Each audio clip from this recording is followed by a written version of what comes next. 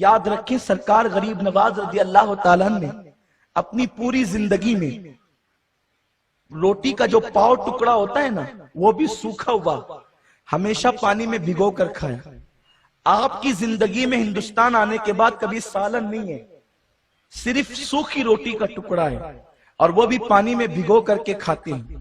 اور حال یہ ہے کہ خود غریبوں کے لیے لنگر جاری کر رکھا ہے، اور اس لنگر کے اخراجات اس زمانے میں سرکار غریب نواز جب ہندوستان آئے اس زمانے میں غریب نواز کے لنگر کے اخراجات 2000 روپے ہوتے تھے۔ اس دور کی بات کر رہا ہوں۔ آپ نے اپنے دادا پرداداؤں سے سنا ہوگا کہ ہم ڈھبو لے کے نکلتے تھے اور اتنا سامان خرید لاتے تھے۔ یہ تو دادا پردادا کی بات ہے۔ آج سے 800 سال پہلے جس کے لنگر کے اخراجات 2000 روپے ہوتے ہوں تو کتنے لوگ کھاتے ہوں گے؟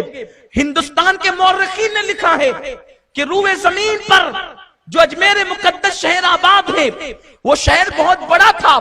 بڑا اس لیے تھا کہ اس شہر کے اندر ہندوستان کا اکھنڈ بھارت کا سمراٹ رہتا تھا، اور سینکڑوں بادشاہ جو اس اکھنڈ بھارت کے اندر اپنی اپنی حکومتیں اور سلطنتیں سنبھالتے تھے وہ سب کے سب باج گزار تھے اس بادشاہ کے جس کا نام پرتھوی راج چوہان تھا۔ غریب نواز پیوندار کپڑے پہن کر اور روٹی کے سوکھے ٹکڑے کھا کر اس وقت 2000 روپے یہ آتے کہاں سے تھے؟ تو سرکار غریب نواز نے خود فرمایا، بابا کتب اس کو بیان کرتے ہیں کہ جب بھی مطبخ کا ذمہ دار آتا اور عرض کرتا حضور کھانا بنانا ہے تو آپ فرماتے تھے میرے مصلے کے نیچے ہاتھ ڈال اور جتنا تجھے نکالنا ہے نکال لے۔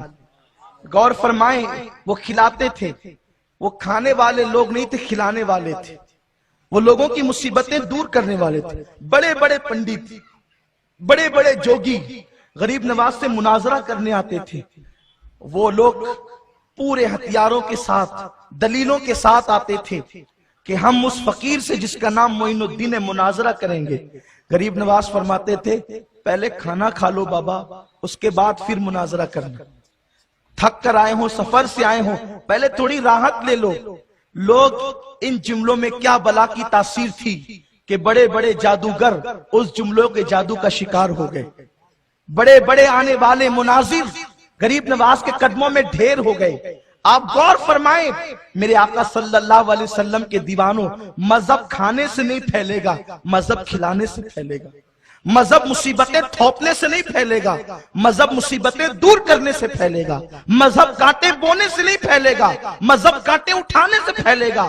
آپ جانتے ہیں کوئی غریب ہم سے ملنے کے لیے آئے تو ہمارے تیور بدل جاتے ہیں۔ ہم غلام ہو گئے ہیں مال کے، مالداروں کے۔ مولانا نے بخاری شریف کی حدیث پڑھی کہ اللہ کے حبیب صلی اللہ علیہ وسلم نے فرمایا میں اس بات سے بے فکر ہو گیا کہ میرے بعد میری امت اجتماعی طور پر شرک کا شکار نہیں ہوگی۔ مجھے خوف ہے تو اس بات کا، ڈر ہے تو اس بات کا کہ میرے بعد میری امت دنیا دار ہو جائے گی۔ ہاں ہاں یا رسول اللہ، صدقت یا رسول اللہ، تمہارے منہ سے جو نکلی وہ بات ہو کے رہی۔ آپ نے کہا تھا میری امت دنیا دار ہو جائے گی۔ یا رسول اللہ آپ کی امت کے خطیب دنیا دار ہو گئے، آپ کی امت کے اللہ اکبر صاحب جبہ و دستار دنیا دار ہو گئے، آپ کی امت کے حاجی و نمازی دنیا دار ہو گئے۔ اللہ ماشاءاللہ مال کے اور دنیا کے غلام ہو گئے۔ مالدار آتے ہیں تو ہم ان کے لیے اٹھ کر کھڑے ہو جاتے ہیں۔ غریبوں کے لیے ہمارے پاس کوئی محبت ہی نہیں ہے، کوئی ہمدردی نہیں ہے۔ غریب اگر مصافحہ کرنا چاہیں دل کی گہرائیوں سے، ہمارے پاس کوئی رسپیکٹ نہیں ہوتا۔ یاد رکھنا نمازیں بتا کر کے دین کی اشاعت نہیں ہوئی ہے، دین کی اشاعت دلوں کو جیت کر ہوئی ہے، دلوں کو فتح کر کے ہوئی ہے، مسکراہٹوں سے ہوئی ہے۔